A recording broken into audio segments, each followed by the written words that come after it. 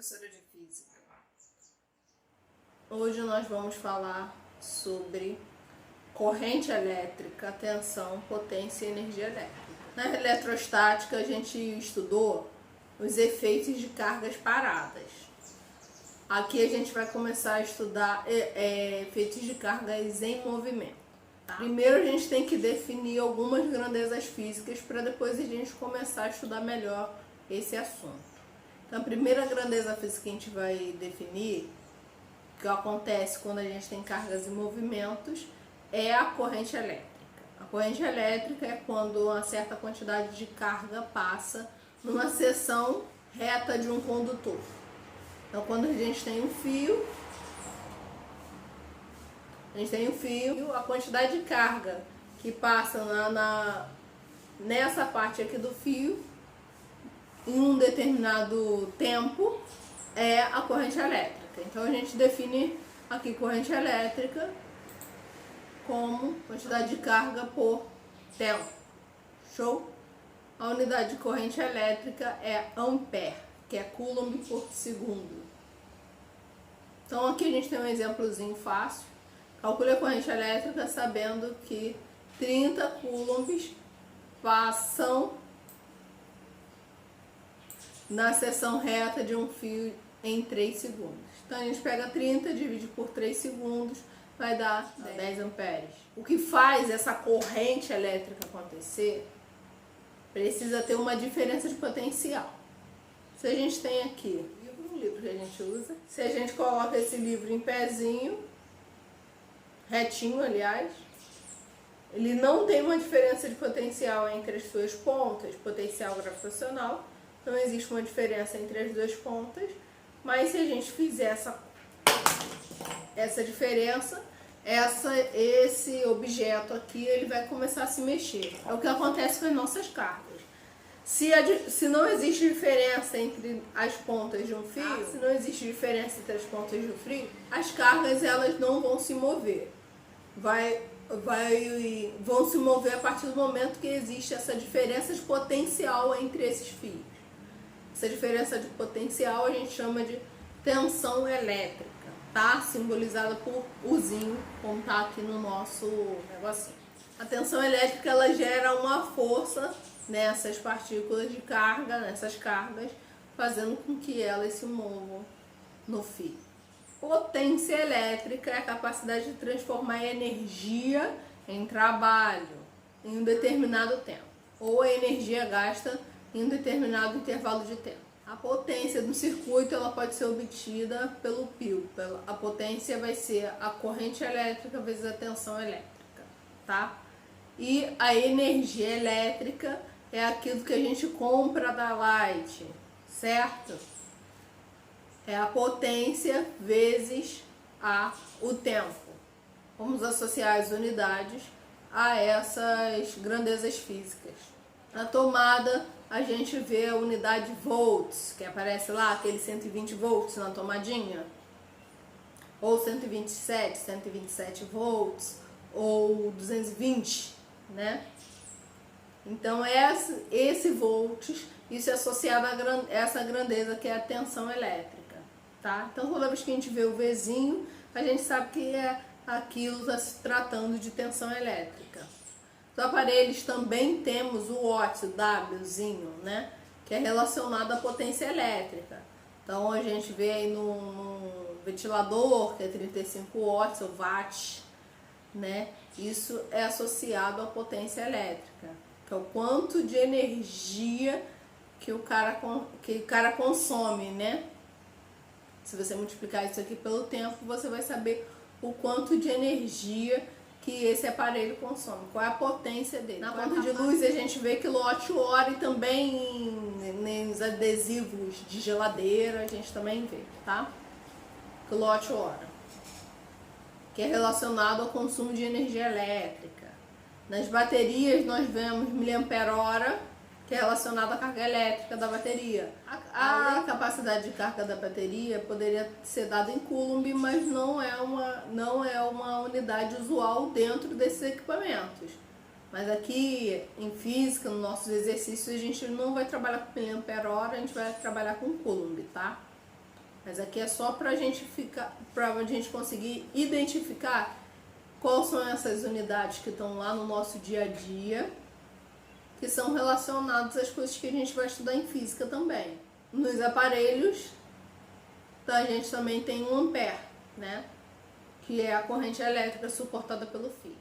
Essa semana, o carregador do meu computador quebrou e atrás do carregador vem as configurações dele, né? É um transformador, o carregador, então ele transforma uma certa tensão elétrica em outra tensão elétrica, uma quantidade de corrente em outra quantidade de corrente. Quando eu fui comprar o carregador, as configurações do meu carregador estavam em volts e ampere, então ele me dava a tensão elétrica e a corrente elétrica de saída, que é a tensão. Chegando na loja, só tinha identificado a potência e a tensão. E aí eu utilizei essa fórmula aqui de cima, que é a potência, a corrente vezes a tensão elétrica, para identificar qual é a potência elétrica do meu carregador original para poder comprar um similar. E com esse cálculo aqui eu consegui ver se o meu carregador era de 90 watts ou de 65 watts. E no caso o meu era de 65, eu comprei e funcionou perfeitamente. Então é importante a gente ter um pouco de noção de como funciona isso, para a gente não precisar voltar em casa para pegar o computador como o vendedor da loja estava pedindo para eu fazer. E aqui a gente tem um exemplo, né? Uma extensão doméstica. Encontramos a seguinte anotação em seu verso: potência máxima do produto 1270 watts para 127 volts. Sabendo disso, calcule a corrente máxima suportada pela extensão. Então aqui a gente vai usar essa fórmula para verificar qual é a corrente. Simples, só substituir aqui na fórmula. Então a fórmula é potência igual a corrente vezes a tensão elétrica. A tensão elétrica é 127, passando para o outro lado para dividir. A nossa corrente ela chega a no máximo 10 amperes. Com isso eu sei que eu não posso ligar o micro-ondas nessa extensão. O micro-ondas é 20 amperes geralmente, então eu não posso ligar ele nessa extensão. Então é assim que a gente consegue identificar, tá?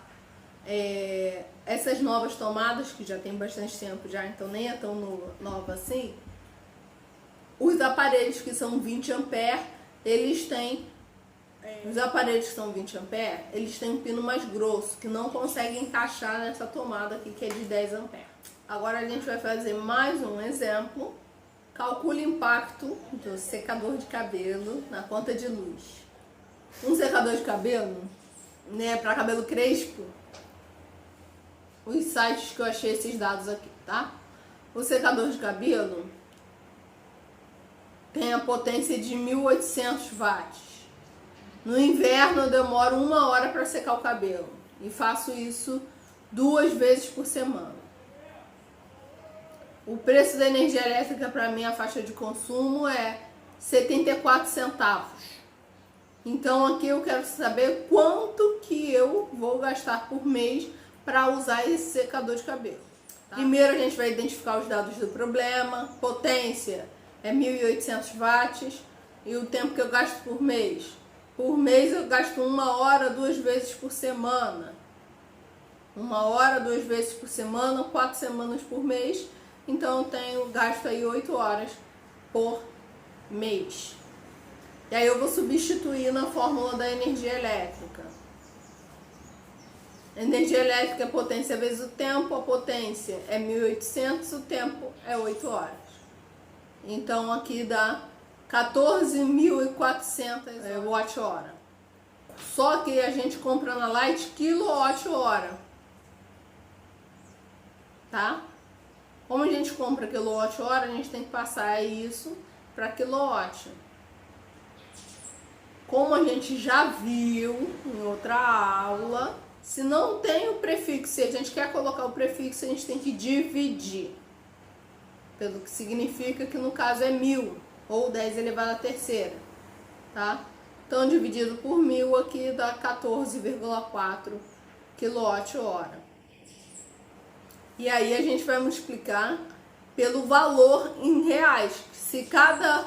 Ou então a gente pode fazer, sei lá, uma regra de 3, né? Se cada quilowatt-hora custa 74 centavos, 14,4 custa quanto? E aí, fazendo essa conta, pode até fazer na calculadora, o importante é você saber que você é capaz de fazer essa conta.